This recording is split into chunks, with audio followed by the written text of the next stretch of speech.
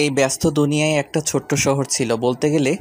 ব্যস্ততার দিক দিয়ে সেটাও কম ছিল না। সব সময় সুদ-সাদ করতেই আছে।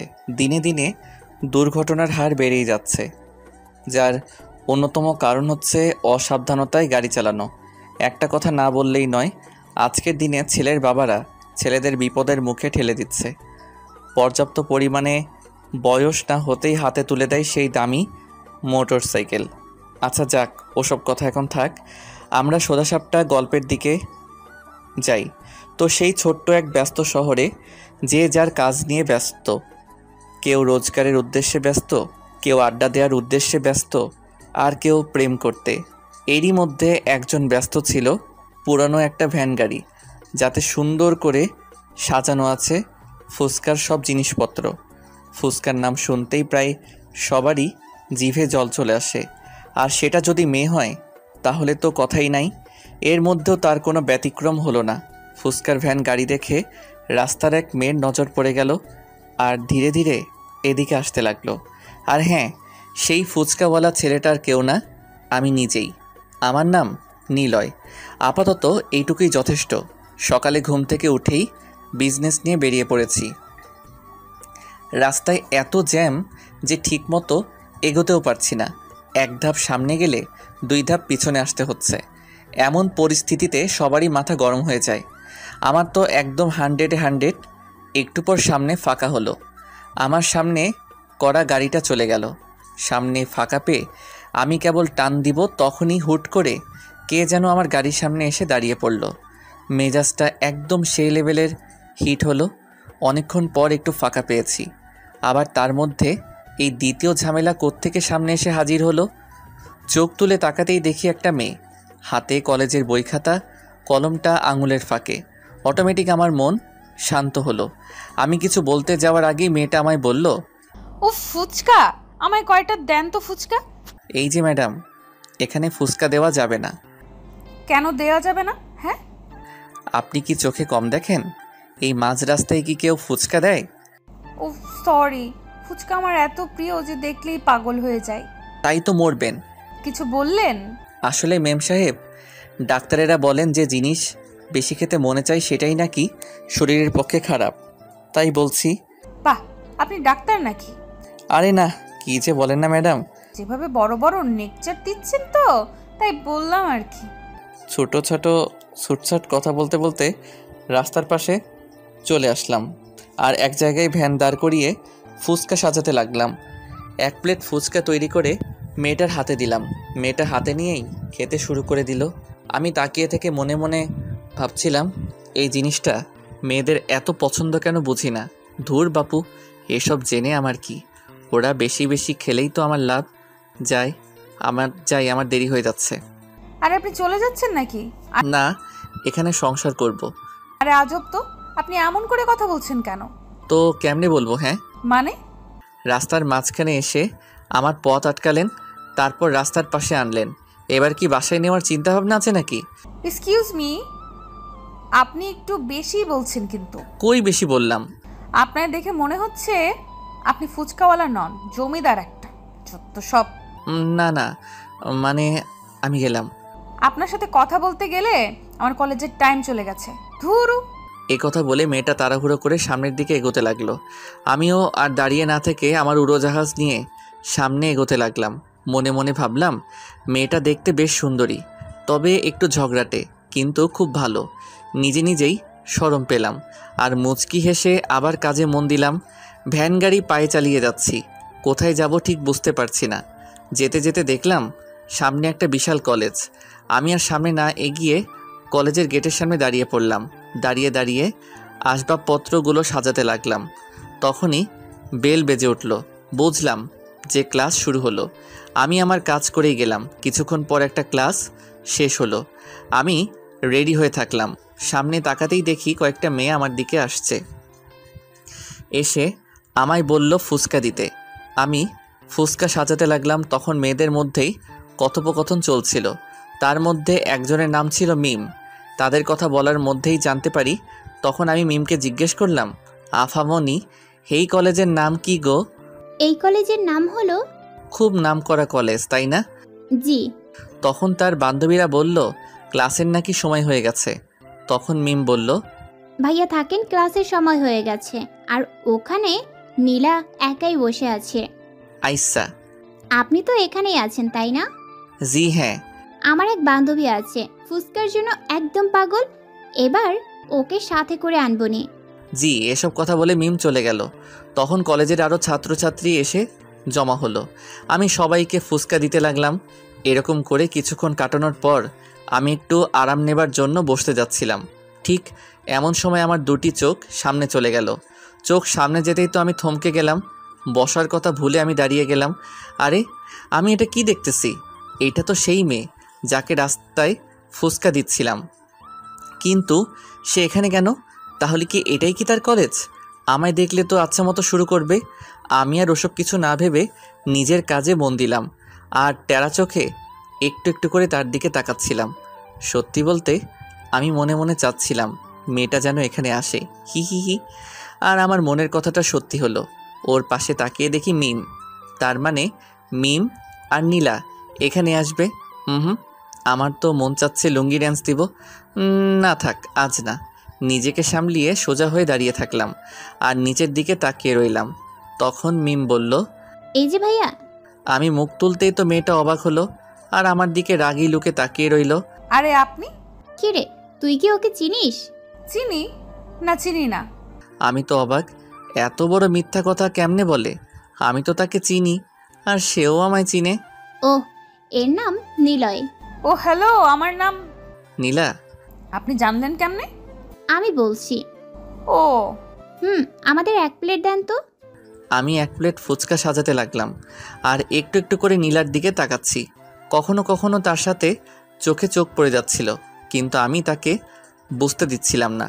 তারপর প্লেট সাজিয়ে তাদের সামনে এগিয়ে দিলাম। একে একে খেতে লাগলো। আমায়ও খেতে বলল, কিন্তু আমি খাই না বলে দিলাম। তখন আর কেউ কিছু বলল না তাদের মনে। তারা খেতে লাগলো আর আমি নীলার দিকে তাকিয়ে রইলাম। এভাবে সারাদিনটা নীলার কলেজে কাটিয়ে দিলাম। বিকাল হলেই খোঁজ নিয়ে আমার বিজনেস নিয়ে রওনা হয়ে যাই। বিকালে যেও নীলার সাথে দেখা হয়ে যায়। তখন কিছু তাকাতাকি করতেই সময় শেষ হয়ে যায়, যার ফলে আমি চলে আসি। পরের দিন আবার সেই একই কলেজ, মানে নীলার কলেজের দিকে রওনা হলাম। কলেজে যেই আমার কাজ শুরু হলো। আগে ঠিকমতো নীলাকে খুঁজে নিলাম, তারপর শুরু করলাম। মিম নীলাকে সাথে করে নিয়ে আরও কিছু তাদের বান্ধবীদের নিয়ে আমার কাছে ফুচকা খেতে আসতো আর আমি নীলাকে দেখতাম। মেয়েটাকে একদিনেই আমার পছন্দ হয়ে গেছে। খুব সুন্দর লাগে। কেন লাগে তা জানি না, কিন্তু মনে হচ্ছে পৃথিবীতে সে একমাত্র মেয়ে। তো এভাবে কয়েকদিন কেটে গেল। আমি প্রতিদিন কলেজে আসতাম আর নীলাকে দেখতাম। ধীরে নীলাকে আরও ভালো লাগতে লাগে। নীলা বিষয়টা খেয়াল করত, কিন্তু মুখে কিছু বলতে পারতো না, শুধু চোখ রাঙিয়ে ভয় দেখাতো। ভয় করার বদলে আমি আরও ক্রাশ খেতাম। পরের দিন চলে গেলাম কলেজে। প্রতিদিনের মতো আজকেও নীলা চলে আসলো আমার কাছে। সে সহ তার বান্ধবীদের ফুচকা দিলাম। ফুচকা খাওয়ার পরে, নীলা, এবার চল, আজ ম্যাথ ক্লাস করতে হবে। তোরা যা, আমি যাব না। কেন রে, তুই তো ম্যাথে ভালো। আমার কিছু কাজ আছে, যা তোরা। কেমন কাজ রে? বললাম তো যা। ওকে, এই তোরা চল। এই বলে মিম তার অন্য বান্ধবীদের নিয়ে ক্লাসে চলে গেল আর নীলা সেখানেই দাঁড়িয়ে রইল। ব্যাপারটা কি আমি ঠিক বুঝলাম না। আমি আমার কাজ করছিলাম, তখন নীলা বলল, এই তোর সমস্যাটা কি রে? হ্যাঁ, আমার আবার কিসের সমস্যা? তাহলে প্রতিদিন অমন ড্যাব ড্যাব করে তাকাস কেন? আরে, এইটুকুই বুঝো না? না, বুঝি না। একটা ছেলে একটা মেয়ের দিকে কেন তাকিয়ে থাকে? আরে জানি না। ধুর। এই তুই কি বলতে চাচ্ছিস? পরিষ্কার করে বল তো। বাংলায় বলবো নাকি ইংরেজিতে বলবো নাকি হিন্দিতে বলবো? তোর ইচ্ছে। মুঝে না তুমসে প্যার হো গয়া। হ্যাঁ। ও, তার মানে তুমিও রাজি? জিঙ্কু নাকুর বউ, বর বউ রাজি তো কেয়া কারেগা কাজী। এই, আমি কখন হ্যাঁ বললাম? এই তো এক্ষুনি। দেখ, এসব ফাউল চিন্তা ভাবনা মাথা থেকে বাদ দে। কোনটা ফাউল? আমি তোমায় ভালোবাসি, এটাই সত্যি। দেখ, নিজের লিমিটের মধ্যে থাক, লিমিট ক্রস করিস না। তাই তো করছি। লেখাপড়া লও জানে না, সারাদিন ফুচকা বিক্রি করে খায়, থাকার মতো কোনো জায়গাও আছে কিনা সন্দেহ, আর আইসে আমার সাথে প্রেম করতে। তুমি সত্যি বলেছো, আমি লেখাপড়া জানি না। তো লিমিটের মধ্যেই থাক। কিন্তু আমি একটু একটু ইংরেজি আর হিন্দি পারি। এটা এখানকার ছোট বাচ্চারাও পারে। হুম। শোন, রাস্তার ফুচকাওয়ালা হয়ে সাততলার চাঁদে হাত দিতে চাস না। চাঁদ? আজকাল তো সাততলায় চাঁদ দেখা যায় না, দেখা যায় শুধু ময়দা সুন্দরী। কি বললি? তো, না মানে তুমি ছাড়া, তুমি তো আমার আলোর ঘরের আধার। মনে হয় উল্টো বলে ফেলছি। অশিক্ষিত মূর্খ। আমায় মূর্খ বলবেন না। হ্যাঁ, আমি একজন বিশাল বড় টিচার। ওমা, তাই নাকি? তা কোন কলেজে? সব কলেজের। কবে থেকে? ছোটবেলা আমার মা বলতো আমি নাকি বড় হয়ে অনেক বড় টিচার হব, আর সেদিন থেকে আমি টিচার। আমি ভাবছিলাম তুই শুধু মূর্খ, কিন্তু এখন দেখছি তুই পাগলও বটে। হ্যাঁ তো, লায়লার জন্য মজনু পাগল, আর তোমার জন্য আমি পাগল। যত তাড়াতাড়ি পারিস পাবনার টিকিট কাটিস, নয়তো। পাবনার টিকিটের কথা বলতে পারবো না, কিন্তু তোমার বাড়ির টিকিট 100% কনফার্ম। এবার কিন্তু বেশি হচ্ছে। এখনো কিছুই করি নাই। তোর সাথে কথা বলাই আমার ভুল। সেই ভুলের মাসুল করো আই লাভ ইউ বলে। তোকে আমি কিস করতে মন চাইলে করতে পারো। বাদর, অশিক্ষিত মূর্খ। নীলা রাগে হাত পা ছোড়াছড়ি করতে লাগলো। কিছু করতে না পেরে উল্টো পথে রওনা হলো। আমি একটু মুচকি হেসে আবার নিজের কাজে মন দিলাম। তারপর থেকে কলেজ চলাকালীন আর নীলার সাথে দেখা হলো না। দুপুর হতেই আমি ওখান থেকে চলে আসলাম আর আমার প্রথম কাজ শেষ করলাম। এরপর বিকেলে বের হলাম নতুন কাজে, নতুন সাজে, একদম আলাদা হয়ে। কালো কালারের ড্রেস আর মুখে একটা কালো কালারের মাস্ক। চলে আসলাম একটা স্টেশনে, আর একটা দোকান থেকে গাড়ি ভাড়া হিসাবে নিলাম আর বেরিয়ে পড়লাম। গাড়ি নিয়ে সোজা চলে আসলাম রেল লাইনে, আর আমার প্রধান অতিথির জন্য অপেক্ষা করতে লাগলাম। অতিথির নাম হলো শফিক চৌধুরী, এলাকার বিশিষ্ট বিজনেসম্যানের তালিকায় থাকা একজন। টাকা পয়সার কোনো অভাব নেই তার, কিন্তু তবুও সে ট্রেনে করে যাতায়াত করে। কেন করে জানি না, গাড়ির সাথে হেলান দিয়ে দাঁড়িয়ে আছে। তখনই দেখলাম সামনে শফিক চৌধুরী ট্রেন থেকে নামতেছে। আমি চোখ থেকে চশমাটা খুলেই দৌড় দিলাম। আরে আরে স্যার, আপনি এসে গেছেন? আসতে কোনো অসুবিধা হয়নি তো? সব ঠিক আছে তো? হ্যাঁ, তা তো ঠিক আছে, কিন্তু তোমায় ঠিক চিনলাম না। স্যার, আপনার সিটটা কি এসিতে ছিল নাকি সাধারণে? এসিতে, কিন্তু আমি বলেছিলাম। ট্রেনওয়ালার কপাল খুব ভালো যে আপনার সিট এসিতে দিয়েছে, নয়তো তাকে খুন করতাম। কিন্তু তুমি? আরে স্যার, দাঁড়িয়ে থাকবেন না, এতে আপনার কষ্ট হবে। চলেন আমার ছোট্ট গাড়িটাই বসুন। বসবো তো, কিন্তু তুমি আমায় কোথায় নিয়ে যাবে? আরে স্যার, আমার প্রতি এত অবিশ্বাস? আপনার ঠিক গন্তব্যেই নিয়ে যাব আমি আপনারই লোক। ও আচ্ছা, চলো তাড়াতাড়ি বাসায় যেতে হবে। জি স্যার, একবার আপনি শুধু বসে দেখেন, হাওয়ার বেগে পৌঁছে দিব। আচ্ছা আচ্ছা, চলো। শফিক চৌধুরী আমার গাড়িতে উঠে আরামে বসে পড়লো। আমি গাড়িতে উঠে শফিকের মাথার উপর ফ্যান চালু করে দিলাম, সাথে হালকা এসি। এই নিয়ে বেশ আরামদায়ক যাত্রা হচ্ছিল। বেচারা শফিক অনেক ক্লান্ত ছিল, তাই সিটে হেলান দিয়ে ঘুমিয়ে গেল। আমি আমার মতো গাড়ি চালিয়ে গেলাম। কিছুক্ষণের মধ্যে আমার গন্তব্যে পৌঁছে গেলাম, আর শফিককে তার আসল জায়গায় পৌঁছে দিলাম। এরপর আমি আমার বাসায় চলে আসলাম। গাড়িটা গ্যারেজে রেখে হোস্টেলে চলে আসলাম। রাতের খাওয়া দাওয়া শেষ করে ঘুমিয়ে গেলাম। সকালে উঠে ফ্রেশ হয়ে নাস্তা করে ফুচকার গাড়িটা নিয়ে আবার রওনা হলাম, কলেজের দিকে রওনা হলাম। কলেজে এসে আবার আগের জায়গায় এসে বসলাম আর নীলা আসার জন্য অপেক্ষা করতে লাগলাম। একটু পর এদিক ওদিক তাকিয়ে তাকিয়ে দেখছি নীলা আসতেছে কিনা, কিন্তু অনেকক্ষণ হলো নীলা আসে না। এমনকি তার পেতনি বান্ধবীরাও আসে না। কি করব বুঝতে পারছি না। তখন একটা ছেলে এসে ফুচকা চাইলো। আমি বিরক্তিকর মুড নিয়ে ফুচকা দিচ্ছিলাম। এমন সময় পিছনে তাকিয়ে দেখি নীলা আর তার সব বান্ধবীরা আসতেছে। আমার মনের মধ্যে তো লাড্ডু ফুটতে লাগলো। মুচকি এসে নিজের কাজে মন দিলাম। নীলা আমার দিকে তাকানো তো দূরের কথা, আমার কাছ দিয়েও আসলো না। আমি মনে মনে বললাম, যতই তুমি পালিয়ে পালিয়ে থাকো না কেন, একদিন আমার কাছে ঠিকই আসতে হবে। এরপর আমি আর কিছু বললাম না। নীলা সোজা ক্লাসে চলে গেল। আমি মন খারাপ করে নিচের দিকে তাকালাম। কিছুক্ষণ পর নীলা ক্লাস শেষ করে বেরিয়ে আসলো, আর তাকে দেখার সাথে সাথে তো আমার মন খুশি হয়ে গেল। কিন্তু নীলা আমার দিকে না এসে পাশ কাটিয়ে চলে যাচ্ছিল। তখন আমার মাথায় একটা বদ বুদ্ধি বেরিয়ে এলো। ব্যাস, ভাবতে দেরি করতে দেরি নট। আজকের টক কিন্তু সেই হইছে, তাই না? আমার সামনে কয়েকটা মেয়ে ফুচকা খাচ্ছিল। আমার কথা শুনে তারা মাথা তুলে মুখে হ্যাঁ জবাব দিল। ব্যাস, আমার কাজ হয়ে গেল। এবার মিমের কাজ। নীলা, না মিম, আজ ওদিকে যাবি না। শোন না, আজকে টক নাকি হেভি হয়েছে, চল না। মিম, এসব ওই বাদরটার চালাকি। তুই থাক, আমি গেলাম। আরে আরে শোন, আচ্ছা চল, আমিও যাব। একটু একটু করে নীলা আর মিমের কথোপকথন শুনতে পাচ্ছিলাম, আর মুচকি মুচকি হাসছিলাম। এরপর দেখলাম মিম আর নীলা এদিকেই আসছে। ভাইয়া কি অবস্থা? আমার অবস্থা সবসময় ঝাক্কাস। তা তোমার এই বান্ধবীর কি অবস্থা? কার?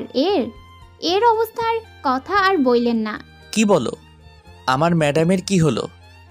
মনে হয় কেউ স্যাকা দিচ্ছে। মিম, তুই চুপ করবি? তা ম্যাডাম, আজকে উল্টা পথে হাঁটছিলেন কেন? আপনাকে বলতে হবে নাকি? কিরে নীলা, কালকে তো নিলয় ভাইয়ার সাথে খুব সুন্দর কথা বলছিলি, কিন্তু আজ আবার কি হলো? কারণ আছে তাই। কি কারণ? আরে মিম, তোমার বান্ধবীকে কালকে প্রপোজ করছি, তাই এখনো টেনশনে আছে। ও মা, তাই নাকি? নীলা ট্রিট দে। ওই মিম, চুপ করবি? আর এই শোনেন, আপনি আপনার রাস্তায় থাকবেন আর আমি আমার রাস্তায়। তা তো হবে না, আমি এখন তোমায় ভালোবাসি, তোমায় ছাড়া বাঁচবো না। চুপ। আর একবার এসব কথা বলবেন না। একবার কেন, 1000 বার বলবো, আই লাভ ইউ। ইডিয়েট। মিম চল। আরে নীলা, ভাইয়ার প্রপোজাল অ্যাকসেপ্ট কর।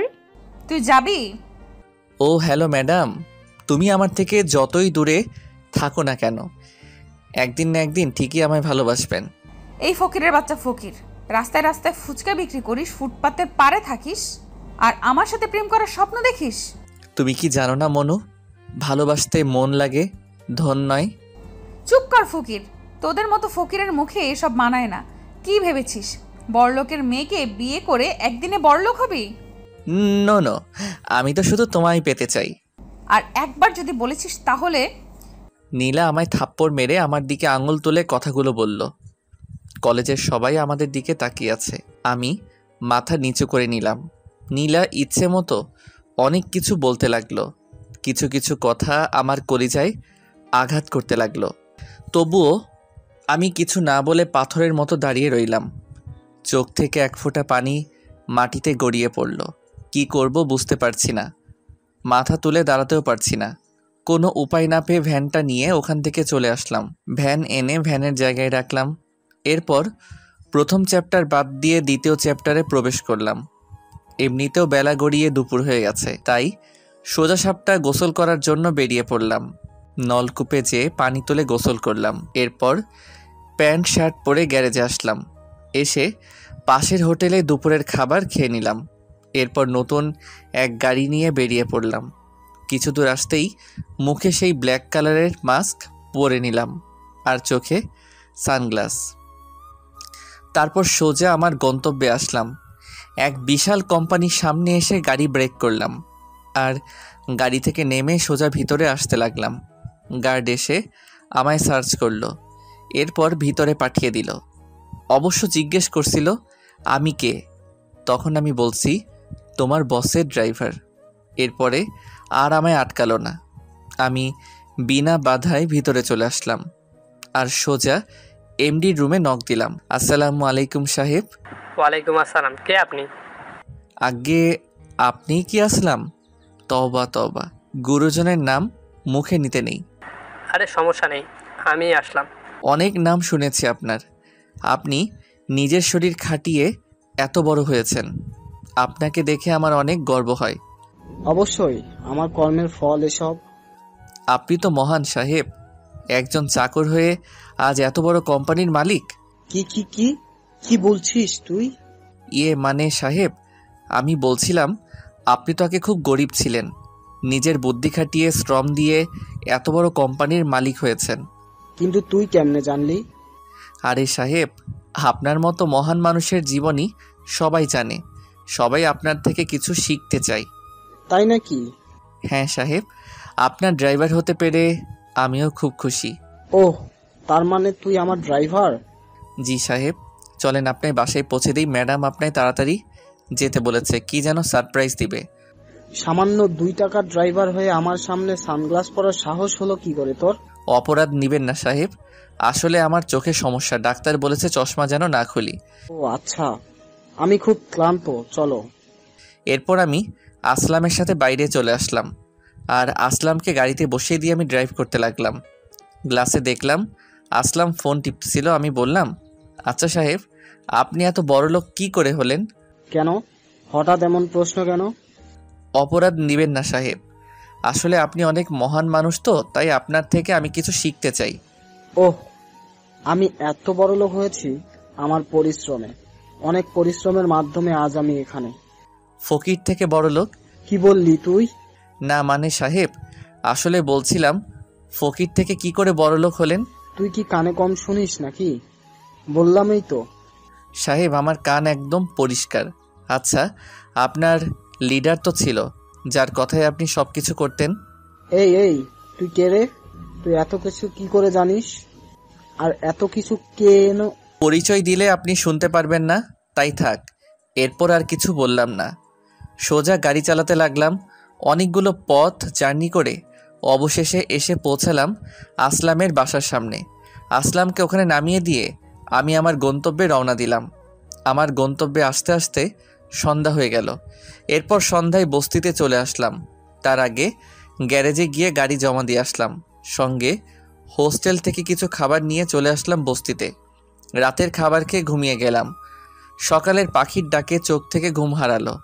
কেন জানি মনটা খুব খারাপ লাগছে। পুরনো দিনের কথা খুব মনে পড়ছে। সকাল সকাল মনটা খারাপ হয়ে গেল। অনেক কষ্টে সব ভুলতে সক্ষম হলাম। তারপর ফ্রেশ হয়ে ফুচকার গাড়িটা নিয়ে বাজারের দিকে রওনা হলাম। বাজারে এসে হালকা নাস্তা করে নিলাম। এরই মধ্যে কলেজের টাইম হয়ে গেল, তাই আর দেরি না করে কলেজের দিকে রওনা দিলাম। কলেজে আসতেই দেখি এক সারিতে অনেকগুলো গাড়ি। মনে এক প্রকার প্রশ্ন জাগলো। ভ্যান থেকে নেমে আমিও যোগ দিলাম সবার সাথে। সামনে তাকিয়ে দেখি 5টা গাড়ি একসঙ্গে দরজা খুলল, আর সাথে সাথে অনেকগুলো মানুষ বেরিয়ে আসলো। দেখে মনে হচ্ছে এরা বডিগার্ড, কিন্তু কার বডিগার্ড? তখনই মাঝখানের গাড়িটা থেকে নীলা নেমে আসলো। আমি দেখে তেমন অবাক হলাম না, কারণ এটা হবার ছিল, তা আমার আগে থেকেই জানা ছিল। তো কলেজের সবাই হা করে নীলার দিকে তাকিয়ে আছে, সাথে আমিও। নীলা কিছুটা বিরক্তিকর মোড নিয়ে গাড়ি থেকে নেমে হাঁটতে লাগলো। নীলাকে চলে যেতে দেখে মিমও তার সাথে চলে গেল। কিছুক্ষণের মধ্যে জায়গাটা ফাঁকা হয়ে গেল। আমিও আর দাঁড়িয়ে না থেকে আমার জায়গায় চলে গেলাম। একটু পর মিম আসলো, আর সাথে নীলাও ছিল, কিন্তু নীলার মনটা একটু খারাপ ছিল। আর আমি খেয়াল করলাম নীলার বডিগার্ডরা দূরে দাঁড়িয়ে এদিক সেদিক তাকিয়ে আছে, এদিকে তাকিয়ে আছে। আমায় দেখে নীলা খুশি হলো নাকি রেগে গেল ঠিক বুঝতে পারলাম না, কিন্তু চোখে রাগের ছায়া দেখতে পেলাম। হাই ভাইয়া। কিরে, তুই আজকেও আসছিস? কেন না আসার কি আছে? এটা আমার ব্যবসা, এই কাজ করেই আমার পেট চলে, এর জন্য আমার সব করতে হবে। এই তো লাইনে আসছিস। প্লিজ মেম সাহেব, আমার ফুচকার দোকান আনতে নিষেধ করবেন না, তাহলে আমায় না খেয়ে মরতে হবে। এই তুই হাসছিস কেন? কি ম্যাডাম, ভাবছিলেন এসব কথাই বলবো এসে, তাই না? আচ্ছা যান, আপনার ইচ্ছাটা পূরণ করলাম। ম্যাডাম, আমি খুব জেদি ছেলে, যা চাই তা আমার করেই ছাড়ি। তুই আবার কি চাইছিস? কেন জানেন না? না। ধুরু, আপনার মাথায় কি আছে বলুন তো? আমি আর কতবার বলবো আমি আপনাকে ভালোবাসি? ভূত এখনো নামে নাই। এ ভূত কোনোদিন নামবে না। কালকে তোকে কত করে অপমান করলাম পুরো কলেজের সামনে, তবু আজ এই একই কথা। মরার আগ পর্যন্ত এই একই কথা থাকবে। দেখেছিস আমার সাথে কতগুলো বডিগার্ড, আমি ওদের বললে না তোর হাত পা একটাও আস্ত পাবি না। এই তুই কি পাগল? সামান্য একটা ফুচকাওয়ালা হয়ে আমার পেছনে লাগিস? ভয় করি না। হ্যাঁ আমি গরিব, আমি ফুচকা বিক্রি করি, কিন্তু গরিব হলেও আমার মন অনেক বড়, আর সেখানে শুধু তোমায় বসানো আছে। বাহ, খুব সুন্দর তো ডায়লগ। কি করব বলো, অনেক খুঁজেও এর থেকে ভালো ডায়লগ পাই নাই। উফ, মেয়েকে চুপ করতে বল। ওকে চুপ। আর তোর সাথে কে কে থাকে? আমি আর তুমি? মানে? মানে তুমি তো সবসময় আমার মনের মধ্যেই থাকো, তাই খেতে বসলে তোমার কথা মনে পড়ে, ঘুমাতে গেলে তোমার কথা মনে পড়ে। এই চুপ, এইসব সিনেমার ডায়লগ বাদ দিয়ে সত্যি কথা বল। পৃথিবীতে আমার আপন বলতে কেউ নাই গো, আমি খুব এতিম। কান্না করলে দেখার কেউ নেই, অসুস্থ হলেও দেখার কেউ নাই। ইমোশনাল হয়ে গেছো? আরে আমি পিওর এতিম, আগেও কেউ নাই আর পিছনেও কেউ নাই, আমি একদম স্বাধীন। হিহি। তুই কি পাগল? আমার তো সত্যি মনে হচ্ছে তুই পাগল। হ্যাঁ তো তোমার জন্য পাগল। দেখ, আবারও বলছি এসব পাগলামি করিস না। আমার বাবা এসব জানতে পারলে তোকে মেরে টুকরো টুকরো করবে। তোমার জন্য আমি মরতেও পারি। উফ, তুই জানিস আমার সাথে কতগুলো বডিগার্ড আছে, ওদেরকেই তো পেরিয়ে আসতে পারবি না। আরে এরা তো আমার কিচ্ছু করতে পারবে না। এতই যখন শখ, তাহলে আর একটা ক্লাস পরে সবার সামনে আমায় ফুল দিয়ে দেখা। এটা আবার কোনো ব্যাপার হলো নাকি? তখন দেখলাম নীলার বডিগার্ডের একটা ছেলেকে আচ্ছা মতো পিটানি দিচ্ছে, কিন্তু কেউ কিছু বলছে না। এমনকি কলেজের স্যারেরাও দাঁড়িয়ে থেকে দেখছে। ওরা যাকে মারছে সে কাল বিকেলে আমায় প্রপোজ করেছিল। কালকে ওরা আসার আগেই ছেলেটা চলে আসে, তাই আজ। ও, এর পরেও কি আমায় ভালোবাসবে? আবার জিগায়। ম্যাডাম, একটা কথা মনে রাখবেন, ভালোবাসাটা যদি মন থেকে হয় না, তাহলে পৃথিবীর কোনো শক্তি সেটাকে ভাঙতে পারে না। তাই? হুম। কি বলছি মনে থাকে জানো? চল মিম। তোমার জন্য জীবনও দিতে পারি, মার খাওয়া তো দূরের কথা। ডায়লগ কম মার। হি হি। চল মিম। এ কথা বলে মিম আর নীলা চলে গেল। আমি ওদের যাওয়ার দিকে তাকিয়ে রইলাম। এদিকে মিম আর নীলা ক্লাসরুমের দিকে আসতে আসতে হঠাৎ মিম বলল, নীলা, এটা কি করলি? কই কি করলাম? ছেলেটা তোকে এত ভালোবাসে আর ওকে বিপদে ফেললি? আমার বাবাকে তো চিনিস, ঘাট থেকে মাথা আলাদা করে দিবে। তার থেকে বরং বডিগার্ডের হাতে মার খেয়ে যদি ওর পাগলামিটা ছোটে। তুই কি ভেবেছিস ওরা নিলয়কে কি বাঁচিয়ে রাখবে? মেরে ফেলবে। জানি, কারণ আমার পেছনে যতই ছেলে এসেছে তারা সবাই মরছে, এটাও মরবেই।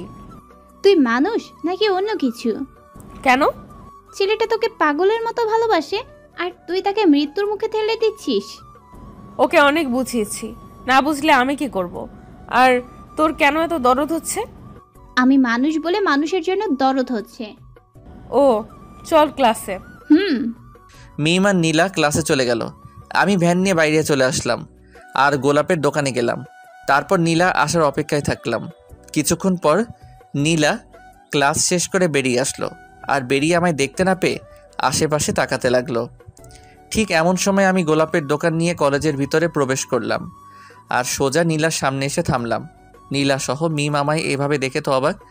মাথায় লাল গামছা বাঁধা, মুখে মাস্ক আর ফুসকার বদলে গোলাপ ফুলের দোকান। হাই ম্যাডাম, তুমি গোলাপ আনতে বলেছ আর আমি পুরো দোকানটাই তুলে আনছি। নীলা তো জমে পাথর, কোনো কথা না বলে ওর বডিগার্ডদের দিকে তাকিয়ে আছে। আমি এবার ভ্যান থেকে নেমে সুন্দর একটা গোলাপ তুলে নীলার সামনে ধরলাম। নেন, আই লাভ ইউ। নীলা একবার আমার দিকে তাকাচ্ছে আর একবার ওর বডিগার্ডদের দিকে তাকাচ্ছে। ইতিমধ্যে নীলার বডিগার্ডরা এসে হাজির। তখন নীলার বডিগার্ডরা আমার কাঁধে হাত দিল আর বলল, এই তুই কে রে? আর আমাদের ম্যাডামকে গোলাপ দেওয়ার সাহস কি করে হলো? এখানে সাহসের কি হলো? এটাই তো আমার চাকরি। মানে খুব সোজা। আমি অনলাইনের মাধ্যমে ফুলের ব্যবসা করি। অনলাইনে অর্ডার করলে আমি ডেলিভারি করে দেই। আর এই ম্যাডাম একটা গোলাপ। ম্যাডাম, আপনি কি সত্যি অর্ডার করেছিলেন নাকি চালাকি? চালাকি হলে কিন্তু একে সোজা উপরে পাঠিয়ে দিব। এমন করে ভয় দেখাচ্ছেন কেন? আমি হার্টের রোগী। এবার এই তুই চুপ কর। হ্যাঁ, আমি অর্ডার করেছিলাম। বাসায় যেতে বললে বাবা অনেক প্রশ্ন করতো, তাই এখানে আসতে বলেছি। তো হলো। হয়েছে, এবার এখান থেকে ফুট। আপনারও লাগবে নাকি স্যার? খুব ভালো ফুল। বিবাহিত জীবনে অসুখী হলে এটা নেবেন, একদম কাজ করবে। তোকে যেতে বলছি। যাচ্ছি, কিন্তু আর আসবো না, বাইরে অপেক্ষা করব। এই বলে আমি আবার ভ্যানে উঠে কলেজের বাইরে চলে আসলাম আর নীলা ক্যান্টিনের দিকে গেল। আমি রাস্তার পাশে বসে থেকে ভাবছি নীলা আসবে কিনা, কিন্তু সঠিক উত্তর খুঁজে পাচ্ছি না। ঠিক এমন সময় দেখলাম কলেজের পিছনের গেট দিয়ে নীলার মিম আসছে। আমি দেখেও না দেখার ভান করে থাকলাম। তখন নীলা এসে বলল, একটুর জন্যই তো উপরে চলে যাইতিস আমি না বাঁচালে। এত বড় রিস্ক নিয়ে গোলাপ দিলাম আর আমায় বাঁচাতে কে বলছিল? ইচ্ছে হয়েছে তাই। তার মানে সামথিং। এই শোন, এইটুকুতেই ভাবিস না যে আমার যোগ্য হতে পারবে। এটা তো যে কেউ করতে পারে। তোমার কথা মতো আমি তোমায় ফুল দিয়েছি, এবার আমায় আই লাভ ইউ বলো। কেবল তো শুরু, এটা করতে তো সবাই পারবে। তাহলে বলো আর কি করতে হবে? আমি তোমার জন্য সব করতে রাজি। হুমা, তাই নাকি? বলেই দেখো। কালকে কলেজে আসার সময় গাড়ি থামিয়ে আমায় প্রপোজ করতে হবে। এটা আবার তেমন কি কাজ? ভাবিস না যে এটাও আজকের মতো করবি, কারণ আমার বাবা কাল থেকে আমার সিকিউরিটি আরো টাইট করবে। তোমার বাবা যতই না করুক না কেন আমায় আটকাতে পারবে না। কালকেই দেখা যাবে। যদি পারি তাহলে কি ভালোবাসবে না? তোর মুখে কি আর কোনো কথা নাই? না গো সোনা। যদি কালকে এইসব বডিগার্ডের মধ্যে দিয়েও সকাল 9টায় আমার সামনে আসতে পারিস আর আমার সাথে কথা বলতে পারিস, তাহলে কি? তাহলে ভেবে দেখবো। এই তোমরা মেয়েরা এই ভাবাভাবি ছাড়া কি কিছু বোঝো না নাকি?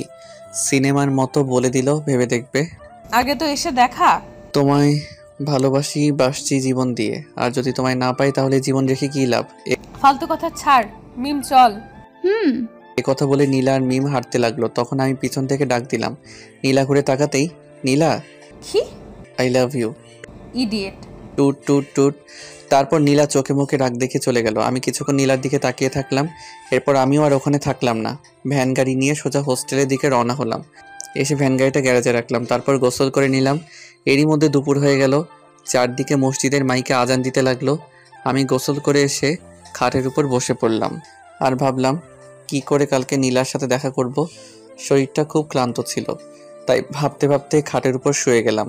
এরপর নিজের অজান্তেই ঘুমিয়ে গেলাম। ঘুম ভাঙলো ঠিক 4টার সময়। উঠে দেখি আমার ফোন বাজতেছে। ছোটোখাটো একটা ভাঙনি মোবাইল ইউজ করি। খাটের উপর থেকে ফোনটা তুলে কানের কাছে ধরলাম। কয়েকটা কথা শুনে বুঝলাম হাসপাতাল থেকে কথা বলছে। আমি আর দেরি করলাম না, উঠে চোখে মুখে পানি দিয়ে সোজা হাসপাতালে চলে গেলাম। হাসপাতালে এসে দেখা সাক্ষাৎ করে চলে আসলাম। বাসায় আসতে সন্ধ্যা হয়ে গেল, তাই আজ আর কোথাও বের না হয়ে হোটেলে এসে কিছু খাবার খেলাম। কিছুটা প্যাকেটে করে নিয়ে আবার হাসপাতালে গেলাম। সেখানে রাত 9টা পর্যন্ত থাকলাম। এরপর হোস্টেলে এসে চোখে মুখে পানি দিয়ে ঘুমিয়ে গেলাম। সকালে উঠতেই মনে পড়ে গেল নীলার শর্তের কথা। সকাল সকাল মাথা হ্যাং হয়ে গেল, কি করব ভেবে পাচ্ছিলাম না। তবুও সাহস করে নীলার বাসার দিকে রওনা হলাম। আর কিছুক্ষণের মধ্যে নীলার বাসায় চলেও আসলাম। এখন বাজে সকাল 7টা, আর মাত্র 2 ঘন্টা 6 আছে। নীলার বাড়িটা সেই হিয়া বড়, চারিদিকে গার্ড, একটা পিঁপড়া ঢোকার মতো ক্ষমতা নেই সেখানে। আমি তো শেষ। আমি আমার কাজে লেগে গেলাম। কাজটা করতে পারবো কিনা জানি না, তবে সাহস বুকে রাখতেই হবে, নয়তো প্রেম করার আগে দেবদাস হয়ে ঘুরতে হবে। যতগুলো গার্ড, তাতে মনে হচ্ছে ভিতরে যাওয়া আমার পক্ষে সম্ভব না। কোনো রকম চালাকি করলেই সোজা উপরে পাঠিয়ে দিবে, একদম বিনা টিকিটে। এদিকে নীলা দেওয়ার সময়ও কাছিয়ে যাচ্ছে, কি করব ভেবে পাচ্ছি না। নীলা যাবার সময় গাড়ি থামালে তো পুরো প্ল্যান শেষ, কারণ আমি তো শেষ। কিছু একটা তো করতে হবে, কিন্তু কি করব? ওদিকে নীলা ঘোর চিন্তায় মগ্ন। নীলয় কি সত্যি পারবে নাকি ভয় পেয়ে পালাবে? দুজনের মনে দুটো প্রশ্ন। এরই মধ্যে নীলার কলেজে যাবার সময় হয়ে গেল। 9টা বাজতে আর 10 মিনিট সময় আছে। নীলা কলেজে যাবার জন্য তৈরি হয়ে নিল আর গাড়িতে এসে বসলো। তার গার্ডরা এসে তাদের গাড়িতে বসলো। আর নিয়ম মতো নীলার সামনে 2টো গাড়ি আর পিছনে 2টো গাড়ি। এরপর রওনা হলো। এদিকে নীলার মনে একটাই চিন্তা, সে এদিক ওদিক তাকাচ্ছে আর দেখছে নিলয় আসছে কিনা। নীলার দেওয়ার সময় ঠিক 9টা বাজতে 1 মিনিট বাকি। গাড়ি তার গতিতে চলছে, টিকটিক করে 1 মিনিট পুরা হয়ে গেল আর 9টা বেজে গেল। 9টা বাজার সঙ্গে সঙ্গে গাড়ি থেমে গেল। গাড়ি থামা দেখে নীলা সামনে তাকালো, কিন্তু সামনে কেউ নাই। কিন্তু গাড়ি থামলো কেন? আই লাভ ইউ ম্যাডাম, আমার কথা শুনে তো নীলা চমকে গেল। আশেপাশে তাকিয়েও আমায় পেল না। আরে ম্যাডাম, তোমার পাশে, একদম পাশে। নীলা তাকিয়ে দেখে আমি ড্রাইভারের জায়গায় বসে আছি, আর মাথার টুপিটা খুলে হাতে, মুখে কালো মাস্ক, সেটাও খুললাম। আরে তুই চমকে গেছেন তো? তুই এখানে কেন? ও মা, কালকের শর্তের কথা কি মনে নাই তোমার? কিন্তু তুই এখানে কেমনে? আর ড্রাইভার কবে হলি? সব বলবো। গাড়িটা স্টার্ট দিয়ে আমি গাড়ি স্টার্ট দিয়ে সামনে যেতে লাগলাম। আর নীলাকে বললাম, বলেছিলাম না তোমার জন্য আমি সব করতে পারি? বাজে কথা বাদ দে, আর বলবো কেমনে করলি তুই এটা? আগে ওটা বলো। কোনটা? আমি যেটা বলছি ওটা। তোকে যা বলতে বলছি তার উত্তর দে। ওকে, কালকে রাতে আমি হাসপাতালে ছিলাম আর তখন এক লোক সেখানে গেল। আমি দাঁড়িয়েছিলাম, দেখলাম সেই লোকটা খুব কান্নাকাটি করছিল। তখন আমি ওর পিছনে পিছনে গেলাম আর দেখলাম একটা ছোট্ট মেয়ের পাশে বসে কাঁদছিল। আমি যে জিজ্ঞেস করি কেন কান্না করছে। তারপর সে বলল তার মেয়ের নাকি ব্লাড ক্যান্সার, অনেক রক্ত লাগবে। সে যেখানে চাকরি করে সেখান থেকে টাকা চেয়েও নাকি তাকে দেয় নাই। এখন রক্ত না হলে তার মেয়েটা মারা যাবে। তারপর আমি জিজ্ঞেস করলাম সে কোথায় চাকরি করে। তখন উত্তর দিল সে তোমার ড্রাইভার, আর তোমার বাবা নাকি তাকে টাকা দিতে চায়নি। তুমি বলো, এমন পরিস্থিতিতে যদি তাকে টাকা দিত তাহলে কি তোমার বাবা ফকির হয়ে যেত? না। এরপর আমি তাকে জিজ্ঞেস করি তার মেয়ের ব্লাড গ্রুপ কি। তখন বলে ও পজিটিভ, যা আমার সাথে মিলছিল, তাই আমি তার মেয়েকে রক্ত দিয়ে সাহায্য করি। এর জন্য তার চাকরি তোকে দিয়ে দিল? না, সে কান্না করতে করতে বলল তার স্ত্রী মারা গেছে কয়েক মাস হলো।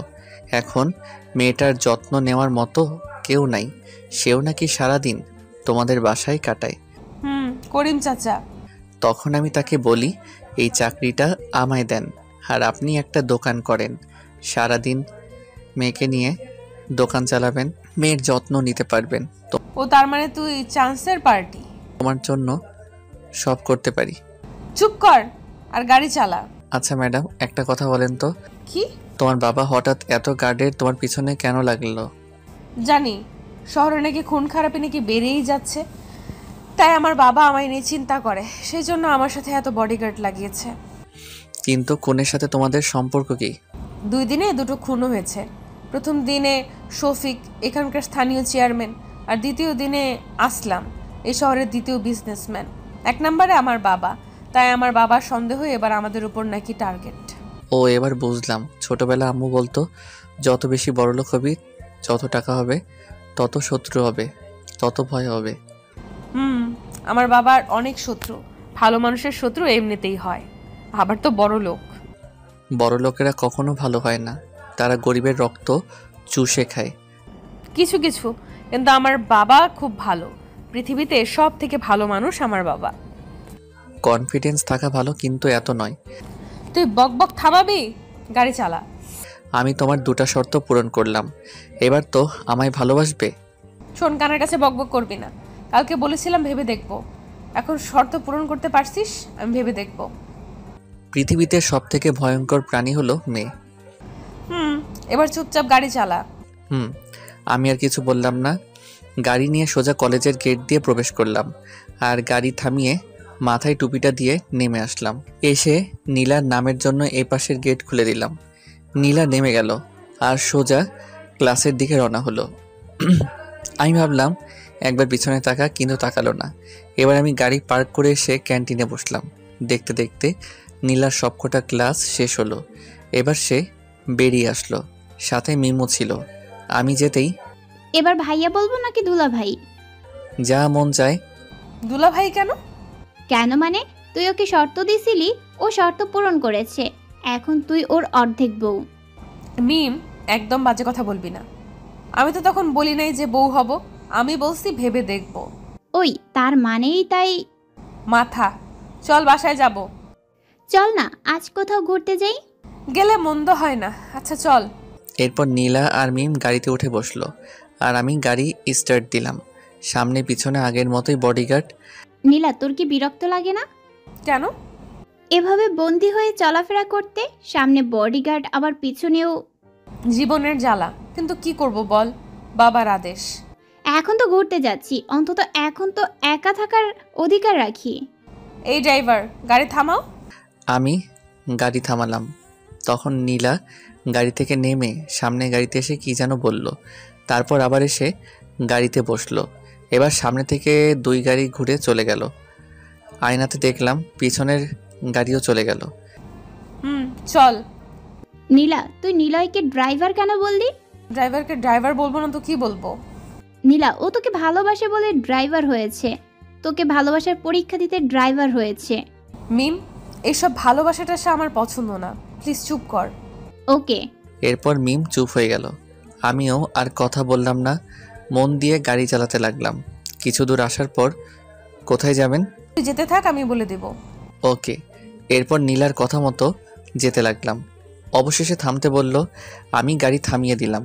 তখন সামনে তাকিয়ে দেখে তো অবাক, হাসপাতালের ওই লোকটা, মানে করিম চাচা।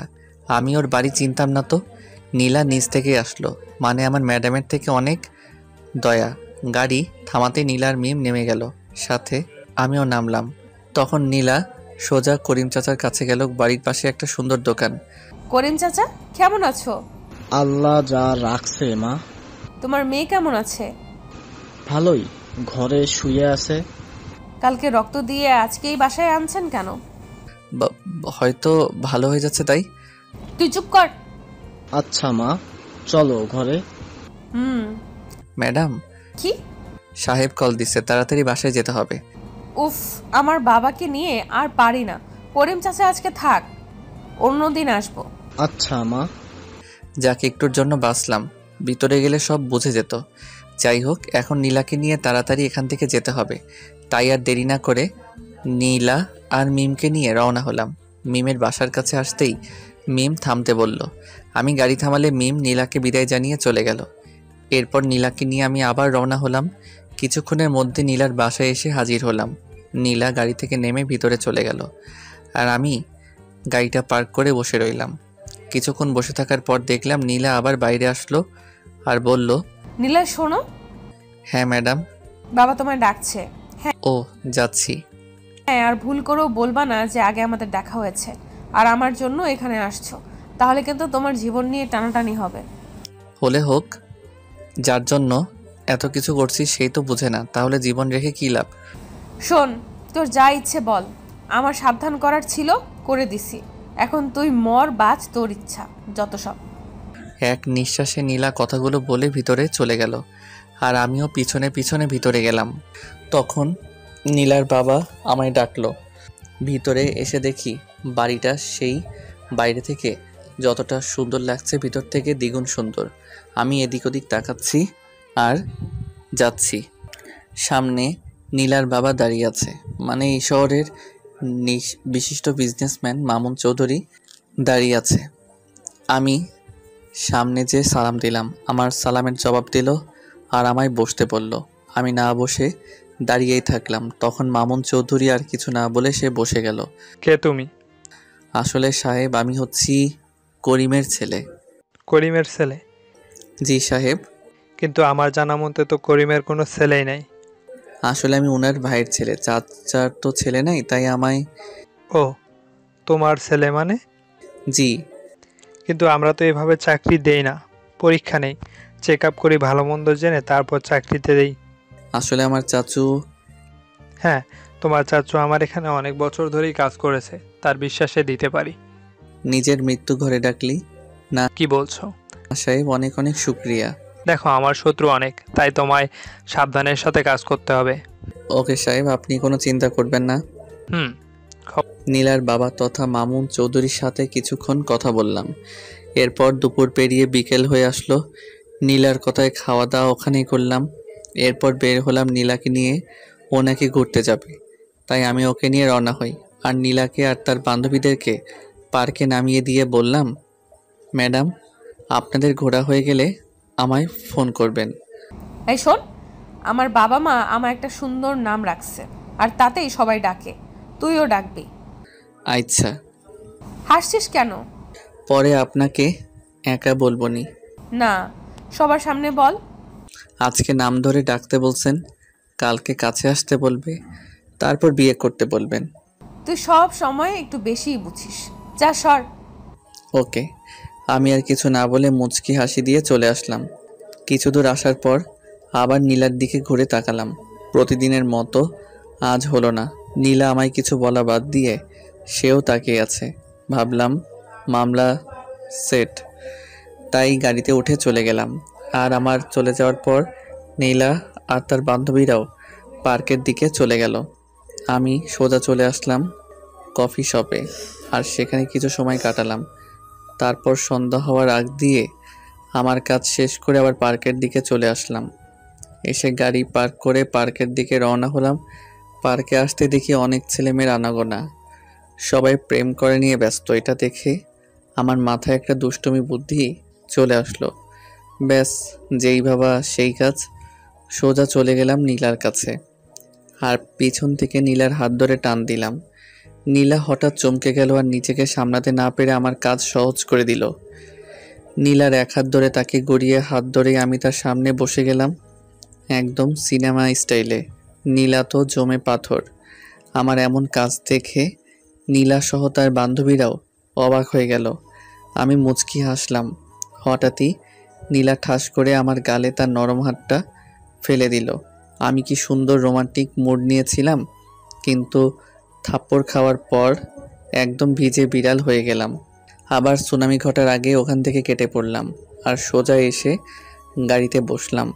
আর ভাবতে লাগলাম কাজটা মনে হয় খারাপ হয়ে গেল। নীলা আর তার বান্ধবীরাও গাড়িতে এসে বসলো।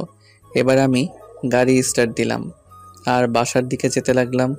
তখনই নীলা ভেজা কণ্ঠে বলল, প্রাইভেটে যেতে হবে। নীলার কথা শুনে একটু অবাক হলাম। আজকে তো প্রাইভেট ছুটি, আর তাই তো সে পার্কে ঘুরতে আসছিল।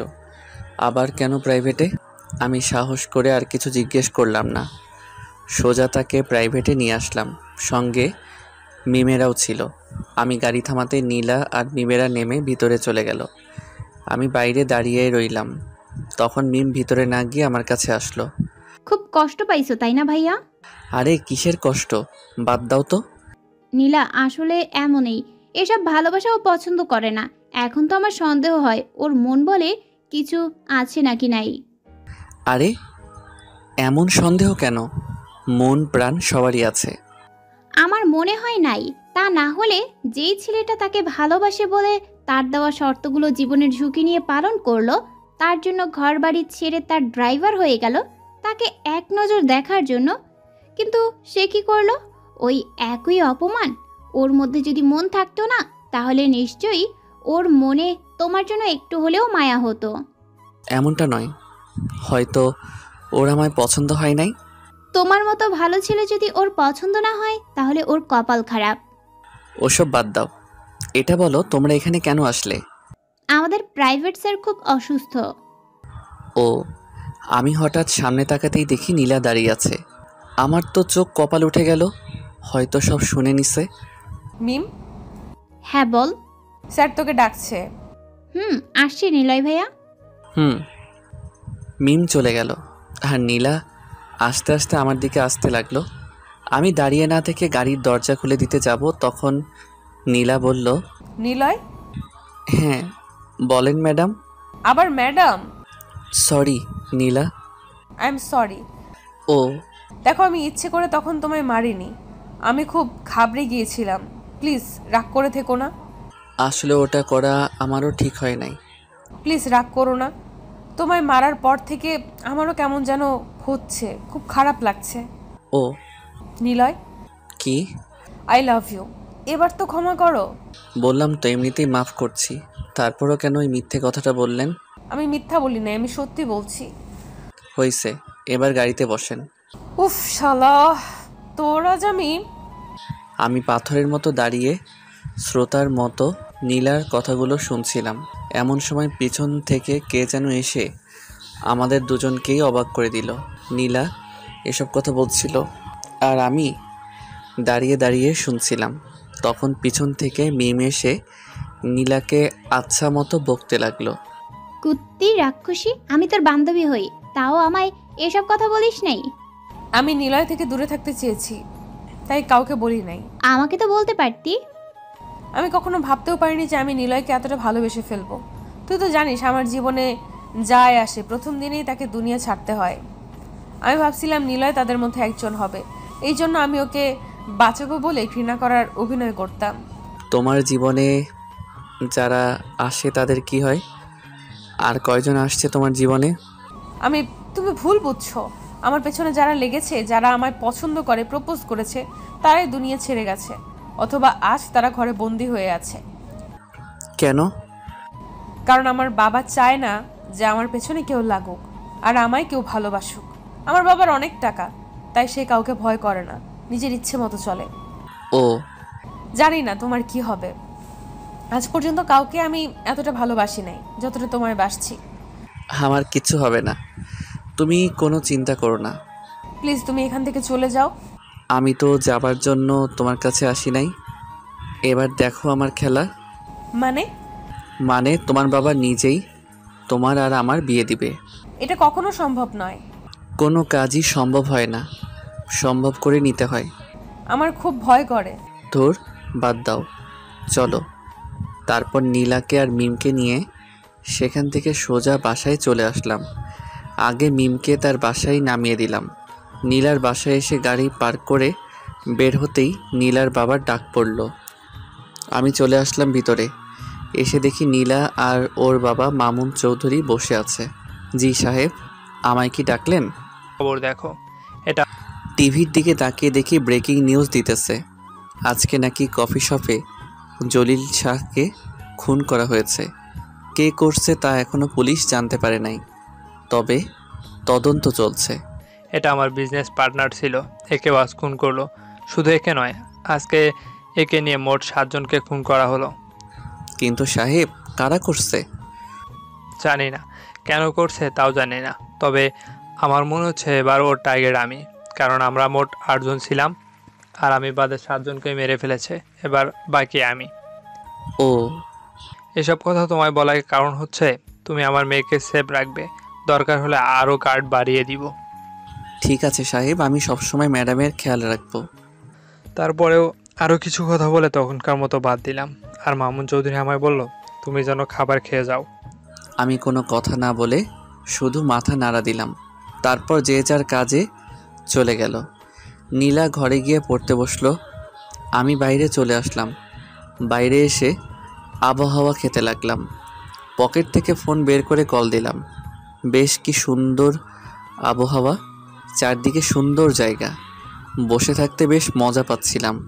ঠিক এমন সময় কে যেন আসলো আর মামুন সাহেবের নামে একটা গিফট দিয়ে চলে গেল। আমি মামুন সাহেবের কাছে গেলাম আর দেখলাম সেই গিফটটা সামনে নিয়ে বসে আছে। একটু পর খুলতে লাগলো। খুলতেই তো অবাক হয়ে গেল, সেখানে মোট 8 জনের ছবি আছে আর মামুন সাহেবের ছবিও আছে। মামুন সাহেবের ছবি বাদে বাকি 7 জনের ছবিতে লাল কালি দিয়ে ক্রস চিহ্ন দেওয়া আছে। এটা দেখে তো মামুন সাহেব শেষ। বুঝতে আর বাকি রইল না যে এবার ওর পালা। সঙ্গে সঙ্গে মামুন সাহেব উত্তেজিত হয়ে গেল আর খোঁজ নিতে বলল, এই গিফটকে দিয়ে গেল। আমি দাঁড়িয়ে শুধু দেখছিলাম, কারণ সেই গিফট পাঠানোর মালিক ছিলাম আমি। শখ লাগারই কথা। আমি যখন বাইরে যাই ঠিক তখন আমি ফোন বের করছিলাম আর আমার ঠিক করা লোককে ফোন করি। তারপর সে কথা মতো এসে গিফট দিয়ে চলে গেল। আর সেই লোকটা ছিল আশরাফ ভাইয়ের লোক, এই শহরের নাম্বার 1 গুন্ডা। এখন মামুন সাহেব সেই লোককে খুঁজতে ব্যস্ত হয়ে পড়বে, আর এদিকে আমি তার মেয়েকে আর একটু মজিয়ে দিব। মামুন বুদ্ধিমান হয়ে থাকলে গিফট দেওয়ার লোককে খুঁজে বের করবে, আর সেই লোক আশরাফের নাম বলবে, কারণ আমি ফোনে কথা বলার সময় আশরাফের পরিচয় দিয়েছিলাম। এরপর আশরাফ আর মামুনের মধ্যে শুরু হবে এক মহাযুদ্ধ। এই যুদ্ধে যে কোনো একজন মরবে আর বাকি একজনকে আমি নিজে দেখে নিব। এরপর আমার প্ল্যানের প্রথম ধাপ শুরু হয়ে গেল। মামুন সাহেব চারদিকে লোক ছড়িয়ে দিল, যে করেই হোক ওই লোকটাকে ওর চাই। আস্তে আস্তে রাত গভীর হয়ে গেল। আমি বাসায় আসার জন্য রেডি হচ্ছিলাম, তখন দেখলাম উপর থেকে নীলা ডাক দিল। আমি আশেপাশে তাকিয়ে দেখি কেউ নাই, তাই উপরে চলে আসলাম। তখন নীলা আমায় তার ঘরে নিয়ে গেল আর আমায় একটা কিস করলো। এরপর বলল বাসায় যেতে। আমি বেশি কিছু বললাম না, চলে আসলাম বাসায়। বাসায় আসার সাথে সাথেই ফোন থেকে সিম পাল্টে দিলাম। অন্য সিম তুলে মামুনকে কল দিলাম। মামুনের কথার মধ্যে ভয়ের খোঁজ পেলাম। কি খবর মিস্টার মামুন চৌধুরী? খে আমায় চিনলেন না? এত সুন্দর একটা গিফট পাঠালাম আর আমায় ভুলে গেলেন? কে তুই? আমার কাছে কি চাস? তোর জীবনে তুই অনেক পাপ করছিস, এবার তোর পাপের বিনাশ হবে। এই কে তুই? আরে এত উত্তেজিত হলে চলে নাকি? কি চাস তুই বল। আমার চাওয়ার কথা তুই বাদ দে, আগে নিজের জীবন বাঁচা। একবার তুই আমার সামনে এসে দেখ, তোকে কেটে টুকরো টুকরো করে রাখবো। আসবো, সময় হলেই আসবো। এত তাড়া কিসের? কিছুদিন একটু তরিয়ে নে। Good bye. এই কথা বলেই ফোন কেটে দিলাম আর ফোন থেকে সিম খুলে পুকুরে ফেলে দিলাম আর আমার নিজের সিম তুললাম। তারপর শুয়ে পড়লাম। সকালে উঠে চলে গেলাম নীলার বাসায়। কলেজের সময় হতেই নীলাকে নিয়ে কলেজে যাওয়ার জন্য দাঁড়িয়ে আছি। ঠিক এমন সময় দেখি আমার চারপাশে অনেকগুলো গাড়ি এসে থেমে গেল। আমি তো কিছুটা ঘাবড়ে গেলাম। হঠাৎ এত গাড়ি আমার সামনে। আশেপাশে তাকাতেই দেখি মামুন হাসতে হাসতে এদিকে এগিয়ে আসছে। আমি ঠিক বুঝলাম না কি হচ্ছে। তাহলে কি আমায় চিনে ফেললো? আশেপাশে তাকাতেই দেখি মামুন হাসতে হাসতে এদিকে এগিয়ে আসছে। আমি ঠিক বুঝলাম না কি হচ্ছে। তাহলে কি আমায় চিনে ফেললো? মামুন হাসতে হাসতে আমার কাছে আসলো। আমি কিছু না বলে দাঁড়িয়েই থাকলাম। তখন মামুন সাহেব বলল, কোথা থেকে এক ছোকরা এসেছে আমায় শেষ করতে? ওর সাহস কি করে হয়? আমি মনে মনে শান্তি পেলাম। যাক, বুঝতে পারে নাই। যাও, এসব গাড়া তোমরা সাথে করে নিয়ে যাও। এবার দেখি কি করে আমার আশেপাশে আসতে পারে। হ্যাঁ স্যার, খুব ভালো কাজ করছেন। হুম। তারপর এতগুলো গার্ড সহকারে নীলাকে নিয়ে রওনা হলাম। রাস্তায় আমি আর নীলা গল্প করতেছি। নো টেনশন, কারণ টেনশন তো আমিই দেই। কিছুক্ষণের মধ্যে কলেজে চলে আসলাম আর নীলাকে নামিয়ে দিয়ে গাড়ি পার্কিং করলাম। তারপর আমি কলেজ থেকে একটু দূরে চলে গেলাম। সেখানে গিয়ে মামুন সাহেবের কাছে ফোন দিলাম। কি মনে করছি গার্ড বাড়িয়ে দিলে আমার হাত থেকে তোর মেয়েকে বাঁচাতে পারবি? ভুল, তোর গার্ড আমায় ছুঁতেও পারবে না। দেখো, আমার মেয়ের কিছু করবি না। তুই যা চাস আমি তোকে সব দিব। আমার চাওয়া তো আমি নিব, কিন্তু এখন তোর মেয়েকে কে বাঁচাবে? ফোন কেটে দিলাম। আর তারপর মামুনের কাম ডাউন শুরু হয়ে গেল। কারো দুর্বলতায় আঘাত করলে যে কেমন লাগে সেটা মামুনকে আমি হাড়ে হাড়ে টের দিতে চাই। সেজন্য আমি নীলাকে ক্লাস থেকে নিয়ে বেরিয়ে গেলাম। নীলা আমায় কোনো প্রশ্ন করলো না, আমিও কিছু বললাম না। তাকে নিয়ে কিছু দূর একটা হোটেলে আসলাম। সেখানে বসে চা পানি খেতে খেতে কিছু গল্প করলাম। এদিকে মামুন তার লোকদের কাছে ফোন করে আর জানতে পারে নীলা ক্লাসে নাই। তখন তার জীবন হাতে চলে আসে। কি করবে ভেবে পাচ্ছিল না। চারদিকে লোক ছড়িয়ে দিল। কিছুক্ষণ পর আমি আর নীলা হোটেল থেকে বেরিয়ে বাসার দিকে রওনা হলাম। আর অল্প টাইমের মধ্যে নীলার বাসায় এসে পৌঁছালাম। নীলাকে দেখেই তো মামুন জানে প্রাণ ফিরে পেল। আমি গাড়ি পার্ক করে ভিতরে গেলাম। সবাই আমার দিকে হাঁ করে তাকিয়ে আছে। সবাই আমার দিকে এমন করে তাকিয়ে, কি দেখছো? আমি ওকে কিডন্যাপ করছি নাকি? আমি তোকে কিডন্যাপারের হাত থেকে নিয়ে আসলাম। কে ছিল? কোন বাপের বেটা ছিল? কার এত বড় সাহস যে আমার মেয়েকে কিডন্যাপ করে? আমায় তো কিছু বলে নাই। আপনাই নাকি সব ফোনে বলছে। আরেকটা কথা বলল, এবার নাকি শেষ চান্স। একবার বলো সে কে? তাকে আমি কেটে টুকরো টুকরো করে ফেলবো। আমি কেমনে বলবো? আমি তো তাকে দেখি নাই। কয়েকটা লোক নীলাকে ধরে গাড়িতে করে নিয়ে যাচ্ছিল। আমি গাড়ি থামিয়ে মারপিট করে ওকে নিয়ে আসলাম। সেই লোকের নাম কি? কি যেন ভাই বলল। আশরাফ ভাই? হ্যাঁ হ্যাঁ, এরকমই। আশরাফ, আমি তোকে ছাড়বো না। তারা খুব ভয়ানক ছিল। আমার কথা শুনে তো মামুন রেগে বাগুন ফুলে গেছে। আমার কাজ শেষ। এবার যা করার সব মামুন চৌধুরী করবে। আমি গাড়ির চাবি জমা রেখে বাসায় যাব বলে চলে আসলাম। মামুন এখন আশরাফকে নিয়ে ব্যস্ত, তাই কিছু বলল না। আমি চলে আসলাম। হোস্টেলে এসে জামা কাপড় চেঞ্জ করে গোসল করতে এলাম। গোসল করে এসে শুয়ে পড়লাম। তখন নীলার ফোন আসলো। হ্যালো, কে বলছেন? আমার জামাইটা কি করছে? ও নীলা, আমি শুয়ে আছি। তুমি কি করছো? আমি আমার জামাইকে খুব মিস করতেছি। ও, তাহলে কাছে ডাকো। আসে না তো। মন থেকে ডাকলে সব সম্ভব। আমি তো মন থেকে সব সময় তোমায় চাই। ভালো। তা খাইছো? না, জামাইকে ছাড়া খেতে মন চায় না। পাগলামি না করে খেয়ে নাও। তুমি খাইছো? মিথ্যা কেন বললা? তুমি এখনো খাওনি। তুমি কেমনে বুঝলা? তোমার কথাতেই বোঝা যাচ্ছে। আচ্ছা খেয়ে নাও, আমিও খাচ্ছি। আর বিকেলে চলে এসো, প্রাইভেট আছে। এই কথা বলে ফোন কেটে দিলাম। তারপর উঠে গিয়ে খেয়ে আসলাম। এসে একটা ঘুম দিলাম।